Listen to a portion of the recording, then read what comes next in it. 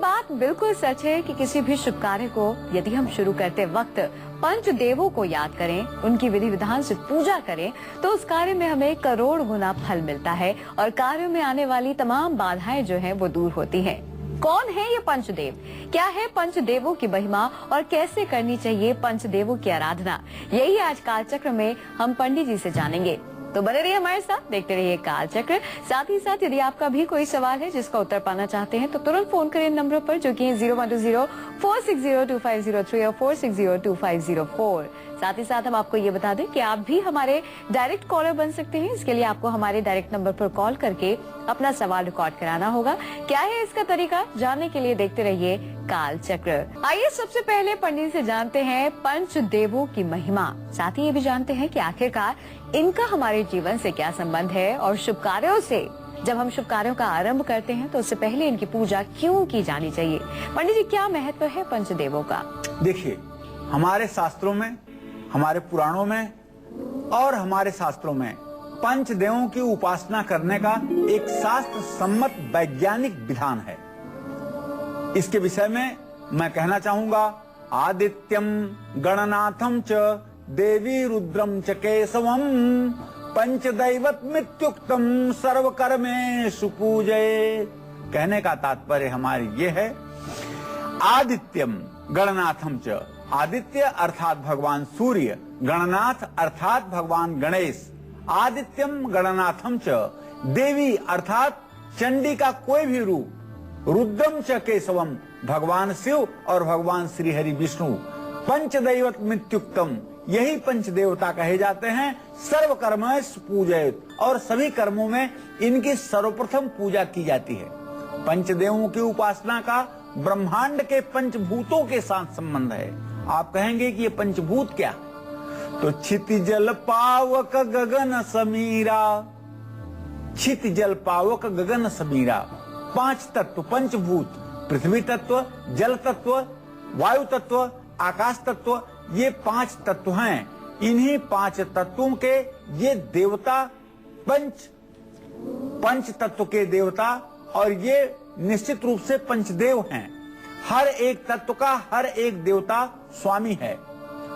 घर में किसी भी कार्य से संबंधित यदि आपको कोई अनुष्ठान करना है, पूजा करना है, तो सबसे पहले पंचदेवों की उपासना आपको जरूर करनी पड़ती है। आप किसी अनुष्ठान में, किसी यज्ञ में या किसी बड़े से बड़े याज्ञिक कर्म में देखेंगे कि सर्वप्रथम पंचांग पूजा होती है। पंचांग पूजा का तात्पर्य इन्हीं पंचदेवों से है। सबसे पहले गणेश जी का आवाहन किया जाता है, गौरी का आवाहन किया जाता है, भगवान शिव का आवाहन किया जाता है, भगवान श्री हरि विष्णु का आवाहन किया जाता है और सूर्य का आवाहन किया जाता है। और आवाहन, आसन, पूजन, पाद्य, अर्घ, आचमनी, वस्त्र, उपवस्त्र, गंधाक्षत, पुष्प, धूप, दीप नैवेद्य से इनकी पूजा करके तब शेष कार्यक्रम अर्थात पूजा के शेष विधान को आगे बढ़ाया जाता है। जो लोग ऐसा करते हैं निश्चित रूप से वो शास्त्र सम्मत विधा का पालन करते हैं और संपूर्ण रूप से फल के अधिकारी भी होते हैं। तो पंचदेव आखिरकार हैं कौन, क्या है इनका महत्व, पंचदेवों में से किस देव का संबंध किस तत्व से है, ये सब जानेंगे हम पंडित से थोड़ी देर में। लेकिन अभी दैनिक राशि फल की शुरुआत कर रहे हैं मेष राशि से। जानते हैं कि एरीज के लिए कैसा रहने वाला है आज का दिन। पंडित जी बताइए। आज मेष राशि के जातकों का मन निश्चित रूप से प्रसन्न रहेगा। धन की प्राप्ति होगी, जो आज आपको अपेक्षा नहीं है वह भी लाभ आपको मिलेगा। वाहन का योग बन रहा है, सरकार से लाभ भी प्राप्त होगा। सरकारी विभाग में उच्च पदों पर बैठे हुए लोग आपका सहयोग करेंगे। आपको आज चाहिए कि आप ओम अंग अंगारकाय नमः का जप करें। जय मां विंध्यवासिनी। देहरादून से एक दर्शक जुड़ गई है, रश्मि जी, बहुत बहुत स्वागत है आपका। अपनी उम्र बताकर अपना सवाल करें। पंडित जी प्रणाम, मैं रश्मि पांडे बोल रही हूँ जी। मुझे अपने पति के बारे में पूछना था। वो बाइक लेना चाहते हैं, क्या है उनकी, मतलब 35-36 साल है उम्र उनकी। जी, मैं बताना चाहूंगा बेटा कि आपके पति के चतुर्थ भाव का स्वामी चंद्रमा है, जो इस समय कुंभ राशि में है, अपने भाव से खडाष्टक योग बना रहा है और वहाँ नीच का मंगल बैठा हुआ है। अगर 45 दिनों के बाद दिवाली के आसपास ये बाइक खरीदें तो ज्यादा अच्छा होगा, अभी खरीदना कम अच्छा होगा, इसमें कोई दो राय नहीं है। चलिए इसी के साथ बात करते हैं आज के हमारे पहले स्पेशल कॉलर की, जो कि है दिल्ली के रहने वाले विवेक राय। इन्होंने हमारे डायरेक्ट नंबर पर कॉल करके अपना सवाल रिकॉर्ड कराया था। आइए सुनते हैं क्या है इनका सवाल, उसके बाद पंडित से जानेंगे इनकी समस्या का समाधान। हेलो, मेरा जन्म का नाम है चंद्रभूषण, मेरा करंट नेम है विवेक राय, मेरा डेट ऑफ बर्थ 16 जुलाई 1990, जन्म स्थान दिल्ली और समय है रात्रि 8:30। मैं जानना चाहता हूँ कि मैं अभी गवर्नमेंट जॉब की तैयारी कर रहा हूँ, क्या मैं गवर्नमेंट जॉब कर पाऊंगा और मैं लाइफ में आगे कितना सक्सेस कर पाऊंगा। देखिए विवेक, आपने जो प्रश्न किया है बेटा, आपके दशम भाव का स्वामी जीविका भाव का स्वामी शनि है और उसको स्नेह दृष्टि से शनि देख रहा है। ऐसे में मैं आपको बताना चाहूंगा कि अभी 3 साल का समय कम से कम लग सकता है आपको सरकारी नौकरी प्राप्त करने के लिए।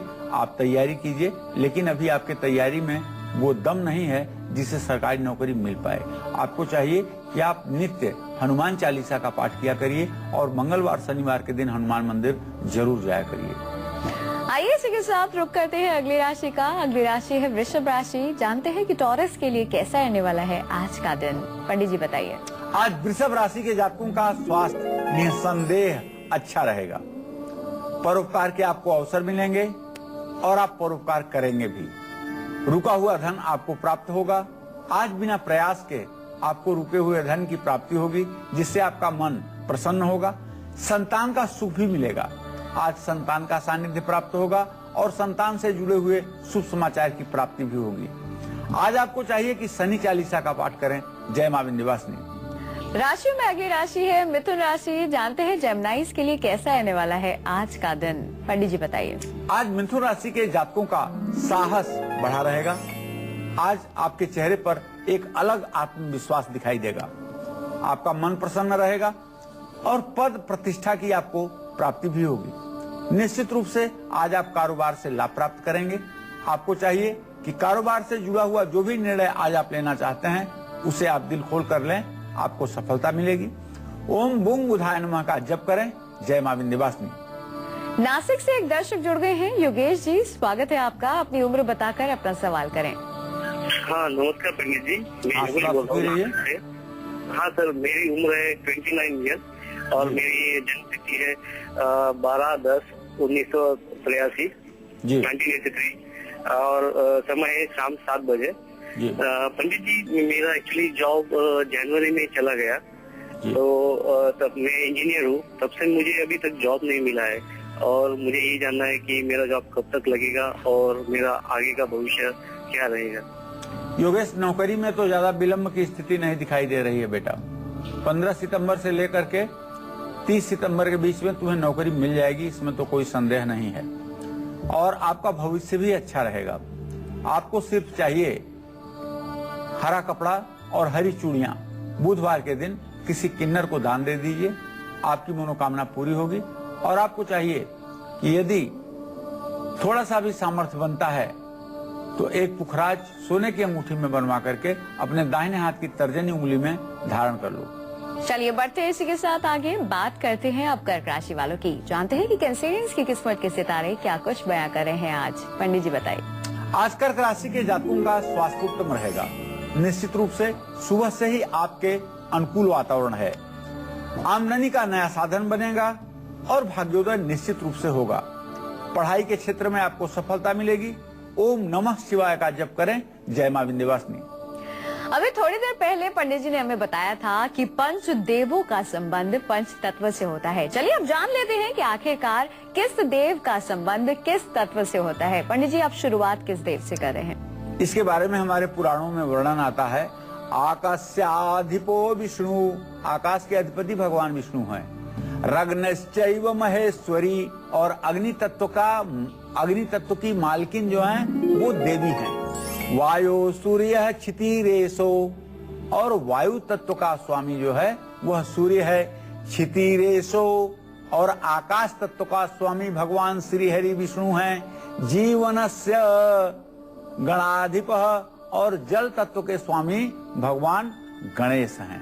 इसका अर्थ ये है कि पृथ्वी तत्व के स्वामी भगवान शिव हैं।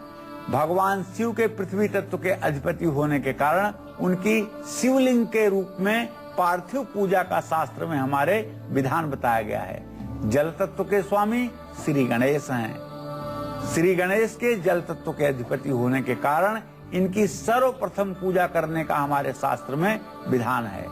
अग्नि तत्व की स्वामिनी है देवी चंडी।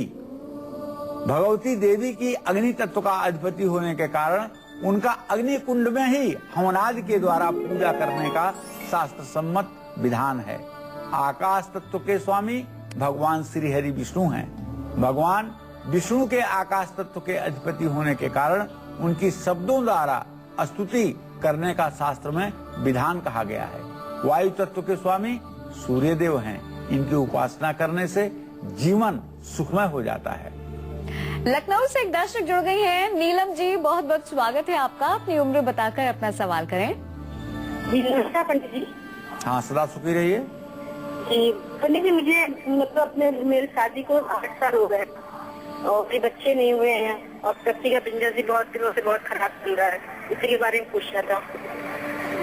नीलम, मंगल और बृहस्पति का द्वितीय द्वादश संबंध इस बात का संकेत करता है कि आपको बंध्या दोष है। पंचम भाव का स्वामी पंचम भाव को न देखे, लग्नेश नीच का होकर के अपने कर्क नीच राशि में बैठा हो, तो ऐसे में बंध्या दोष का संकेत होता है। आपको चाहिए कि आप अमावस्या के दिन 5 ब्राह्मणों को भोजन करवाएं और उन्हें आप वस्त्र दान करें। ऐसा करने से आपके पितर प्रसन्न होंगे और आपको संतान की प्राप्ति होगी। आज कालचक्र में पंडित सुरेश पांडे जी हमें पंचदेवों की महिमा और उनकी पूजा विधि के बारे में बता रहे हैं। आइए अपनी चर्चा को आगे बढ़ाते हैं। हालांकि जैसे कि पंडित जी ने हमें ये बताया कि हम सबसे पहले प्रथम पूजनीय गणपति भगवान को पूजते हैं किसी भी शुभ कार्य की शुरुआत को करने से पहले। तो आइए उनसे जानते हैं कि आखिरकार किस तरह से हम गणपति को प्रसन्न करें, किस तरह से हम उनकी पूजा करें, क्या है विधि, किस तरह से उनकी उपासना करें। आइए जानते हैं। पंडित जी, जल तत्व के स्वामी भगवान गणेश, आपने कहा प्रथम पूजनीय है, कैसे उन्हें प्रसन्न करें, हमारा जो शुभ कार्य है वो एकदम बढ़िया हो, सफल हो, लाभ मिले हमें पूर्ण, उसके लिए कैसे उनकी आराधना करें। कलव चंडी विनायक हो। कलयुग में चंडी और विनायक की पूजा करने का शास्त्र सम्मत विधान है। जल तत्व के स्वामी भगवान गणेश हैं। बुधवार को गजानन महाराज को दुर्वांकुर चढ़ाना चाहिए, धूप चढ़ाना चाहिए। गणेश प्रतिमा की 3 बार क्लॉकवाइज परिक्रमा करते हुए ओम गंग गणपताय नमः इस मंत्र का जप करना चाहिए। गणेश जी को मूंग के लड्डुओं का भोग लगाने से शुभ फल की प्राप्ति होती है। लेकिन मैं अपने दर्शकों को बताना चाहूंगा कि गणेश जी की उपासना करते समय आप तुलसी का बिल्कुल भी प्रयोग न करें। गणेश जी के ऊपर आप तुलसी न चढ़ाएं। भगवान गणेश को पीले फूल, पीले वस्त्र, लड्डू, जामुन और कपित्थ तैत बहुत प्रिय है। जो लोग इन वस्तुओं को भगवान गणेश को श्रद्धा के साथ अर्पित करते हैं, भगवान गणेश प्रसन्न होते हैं, रिद्धि सिद्धि उन्हें प्राप्त होती है और उनके जीवन में शुभ लाभ की स्थिति बनती है। तो ये आसान सी विधि अपनाइए और प्रसन्न कर लीजिए भगवान गणेश को। आइए इसी के साथ रुक करते हैं राशियों का। सबसे पहले अब बात कर लेते हैं सिंह राशि वालों की। जानते हैं कि लियोस के लिए कैसा रहने वाला है आज का दिन। पंडित जी बताइए। आज सिंह राशि के जातकों का मन निसंदेह प्रसन्न रहेगा। नई योजनाएं आपकी शुरू होंगी। आपके लंबित कार्य अब पूर्ण होने की स्थिति में आ जाएंगे। माता को शारीरिक कष्ट मिल सकता है, लेकिन आपको रिश्तेदारों से लाभ जरूर प्राप्त होगा। आपको चाहिए कि आप ओम घृणी सूर्याय नमः का जप करें। जय मां विंध्यवासिनी। राशियों में अगली राशि है कन्या राशि। जानते हैं कि वर्गोस की किस्मत के सितारे क्या कुछ बयां कर रहे हैं आज। पंडित जी बताइए। आज कन्या राशि के जातकों का खर्च बढ़ सकता है। आज व्यय की अधिकता रहेगी।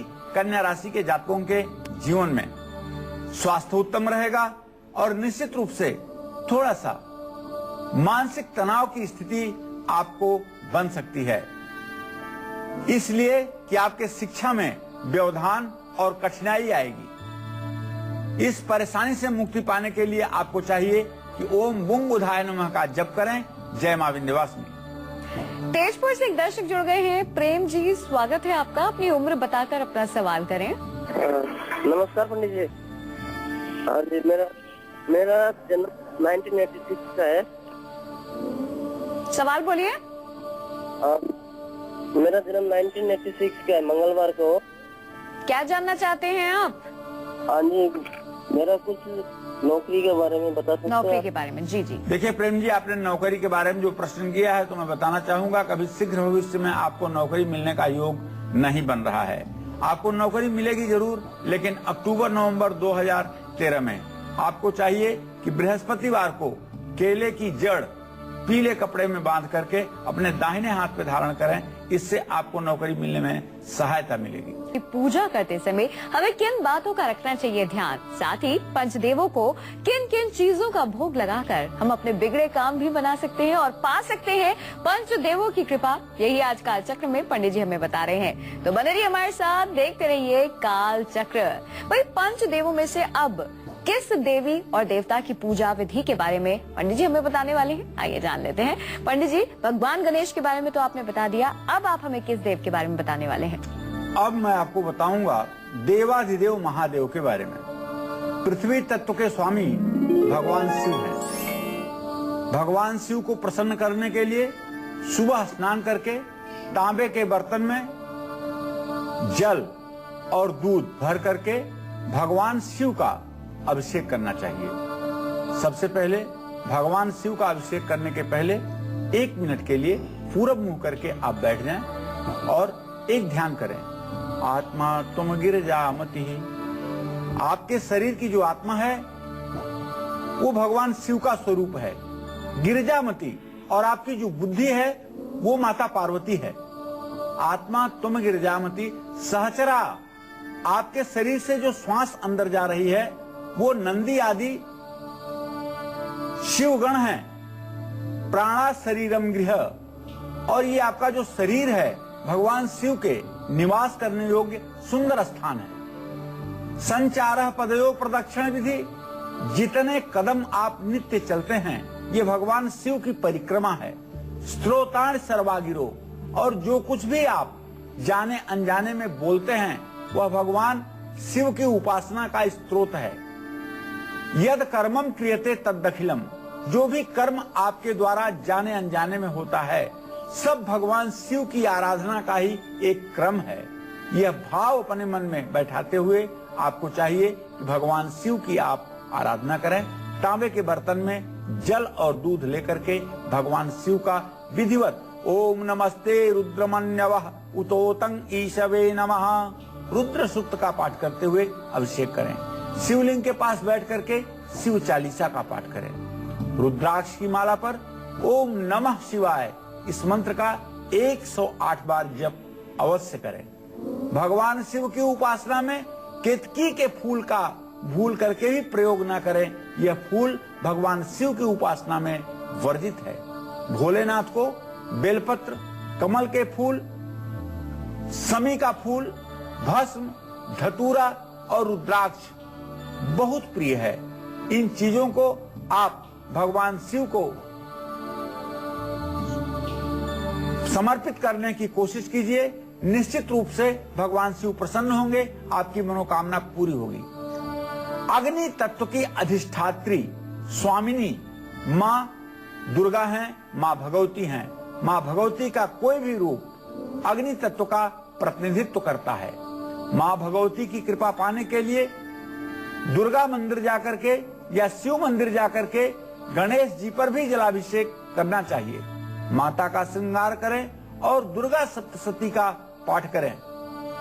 देवी त्वं भक्त सुलभे सर्व कार्य विधायनी कलौ ही कार्य सिद्ध्यर्थ उपायम ब्रूहि यत्नतः।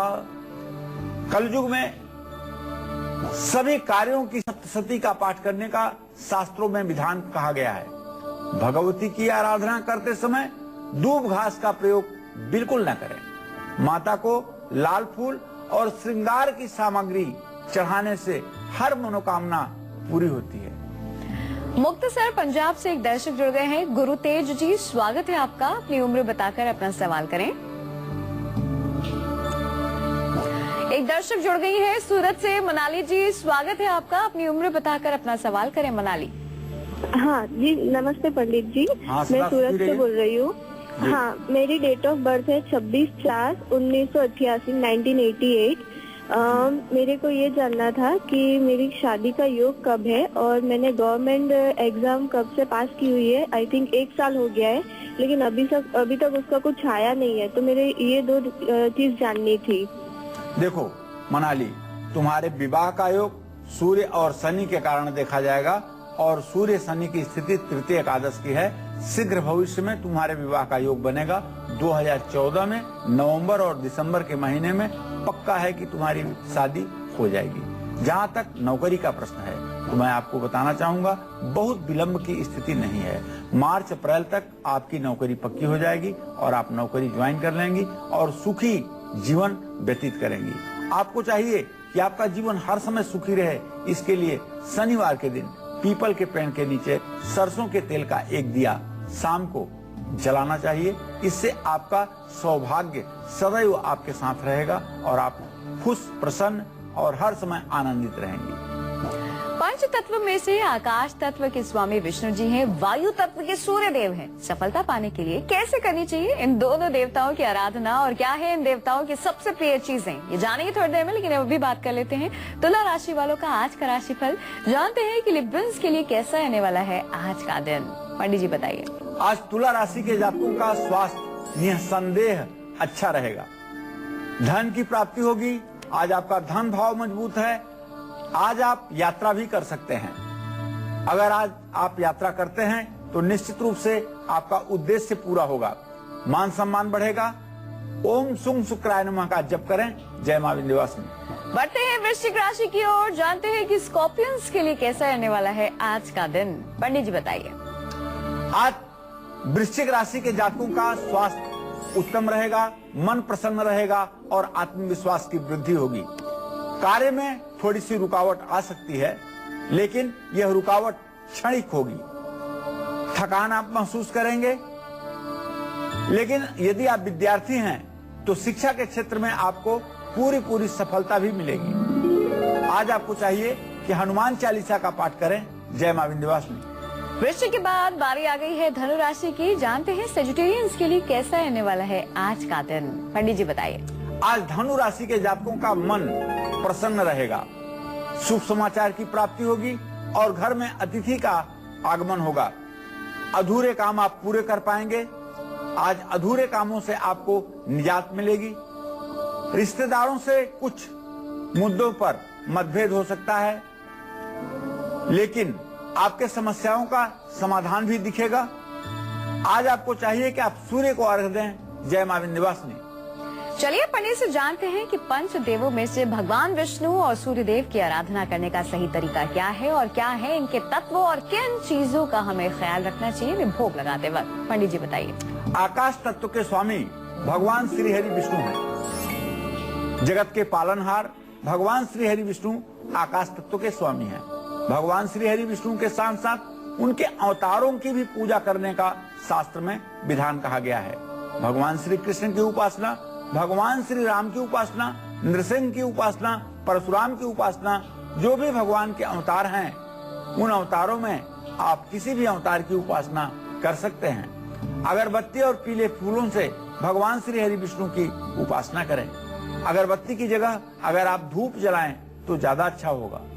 ओम नमो भगवते वासुदेवाय इस मंत्र को जपते हुए भगवान श्री हरि विष्णु की प्रतिमा की 4 परिक्रमा जरूर करें।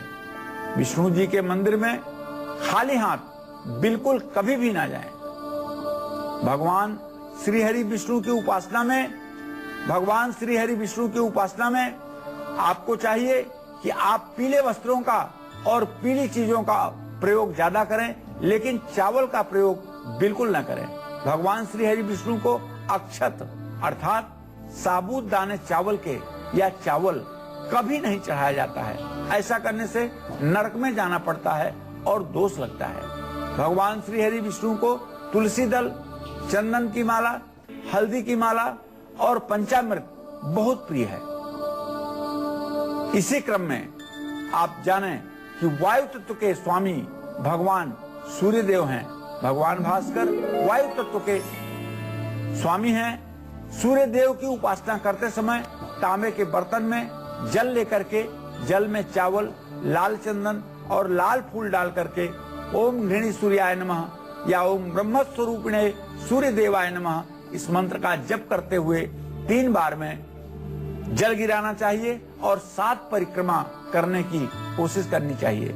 सूर्य की कृपा पाने के लिए रविवार का व्रत करें और सूर्य देव की आराधना करते समय नमक का प्रयोग बिल्कुल भी ना करें। सूर्य देव को लाल पुष्प, दूब घास और रोली बहुत प्रिय है। यह जो लोग उन्हें अर्घ में निवेदित करते हैं निश्चित रूप से उनकी मनोकामना पूरी होती है। आइए इसी के साथ बात करते हैं हमारी दूसरी स्पेशल कॉलर की, जो कि है गुजरात की रहने वाली निर्मला। इन्होंने हमारे डायरेक्ट नंबर पर कॉल करके अपना सवाल रिकॉर्ड कराया था। आइए सुनते हैं क्या है इनका सवाल, उसके बाद पंडित से जानेंगे इनकी समस्या का समाधान। जी, मेरा नाम निर्मला सुतार है। मैं गुजरात से बोल रही हूँ। मैं मेरे पति के बारे में जानना चाहती हूँ। उनकी उम्र है 27 साल। भविष्य के बारे में जानना चाहती हूँ। देखिए निर्मला जी, आपने अपने पति के भविष्य के बारे में पूछा है तो मैं बताऊं कि मंगल और बुध दोनों ग्रहों का बृहस्पति के साथ इत्तिसाल नहीं हो रहा है, बुध के साथ इत्तिसाल हो रहा है। अभी आपके पति का जीवन संघर्षमय है। अभी ये अपने जीवन में स्थायित्व नहीं प्राप्त कर पा रहे हैं। आपको चाहिए कि आपके पति हर समय उन्नति को प्राप्त करते रहें। इसके लिए आप बृहस्पतिवार का व्रत करें, केला के पेड़ की पूजा करें। 16 बृहस्पतिवार व्रत रह करके यदि आप उद्यापन करेंगी तो आपके पति का भाग्योदय जरूर होगा। आइए इसी के साथ आपके इंतजार को खत्म करते हैं और अब बात करते हैं आपकी कुंडली की।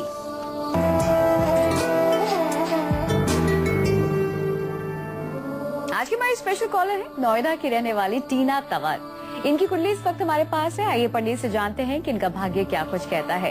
पंडित जी क्या कहती है इनकी कुंडली? टीना का जन्म 15 अक्टूबर 1990 को 3:30 पर दोपहर में दिल्ली में हुआ। टीना की जन्म कुंडली कुंभ लग्न की है और इनके लग्न का शरीर भाव का स्वामी शनि एकादश भाव में धनु राशि में विराजमान है। लग्न पर उसकी पूरी दृष्टि है। इनके भाग्य स्थान का स्वामी शुक्र नीच का होकर के कन्या राशि में मृत्यु भाव में बैठा हुआ है, जो निर्भाग्य योग बना रहा है। इनके कुंडली में चंद्रमा सिंह राशि में बैठ करके 7वें भाव में बैठ करके लग्न को पूर्ण दृष्टि से देख रहा है। मंगल इनकी कुंडली के 4थे भाव में होने से इन्हें मांगलिक भी बना रहा है। तो एक तो मैं बताना चाहूंगा कि आपको मांगलिक वर्ष से ही विवाह करने की बात सोचनी चाहिए। दूसरी बात बताना चाहूंगा कि शुक्र आपका निर्भाग्य योग बना रहा है। इसके लिए आपको दुर्गा जी की उपासना करनी चाहिए, विंध्येश्वरी चालीसा का पाठ करना चाहिए और अगर हो सके तो ओपल का लॉकेट 10 से 12 रत्ती का चांदी में बनवाकर आपको अपने गले में धारण करना चाहिए, क्योंकि आपके स्वास्थ्य में गिरावट और करियर में परेशानी की संभावनाएं दिखाई दे रही हैं। चंद्रमा में केतु का अंतर चल रहा है। मन बहुत ज्यादा बेचैन और परेशान है। इस परेशानी से बचने के लिए आपको भगवान शिव के मंदिर जाकर के जलाभिषेक भी करना चाहिए। बताइए। आज मकर राशि के जातकों के जीवन में धन की वृद्धि होगी, स्वास्थ्य सामान्य रहेगा। आज आपको क्रोध बढ़ सकता है, अकारण आपको गुस्सा आएगा। इसके लिए आपको चाहिए कि आप पानी का प्रयोग आज ज्यादा करें। वाहन का सुख आपको प्राप्त होगा। शनि देव की उपासना करें। जय मां विंध्यवासिनी। बढ़ रहे अगली राशि की ओर। अगली राशि है कुंभ राशि। जानते हैं एक्वेरियस के लिए कैसा रहने वाला है आज का दिन। पंडित जी बताइए। आज कुंभ राशि के जातकों को परिवार का सुख मिलेगा। आज परिवार के साथ रहने का आपको अवसर मिलेगा और आपके भाई बहनों से आपकी मुलाकात होगी।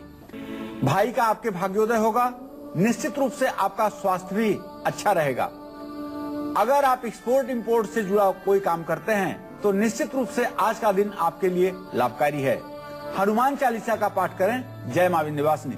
राशि में अंतिम राशि है मीन राशि। जानते हैं कि पाइसेस के लिए कैसा रहने वाला है आज का दिन। पंडित जी बताइए। आज मीन राशि के जातकों को धन की प्राप्ति होगी। अप्रत्याशित धन आपको प्राप्त होगा, जिसकी आपने कल्पना नहीं की होगी वह भी धन आपको प्राप्त होगा। यात्रा का योग बन रहा है और स्वास्थ्य आपका अच्छा रहेगा। संतान का सुख भी आप प्राप्त करेंगे। आपको चाहिए कि आज आप पीले वस्त्र धारण करें। जय मां विंध्यवासिनी। चलिए, एक दर्शक जुड़ गए हैं दिल्ली से। ललित जी, स्वागत है आपका हमारे प्रोग्राम में। अपनी उम्र बताकर अपना सवाल करें। नमस्कार पंडित जी। हाँ, सदा सुखी रहिए ललित जी। पंडित जी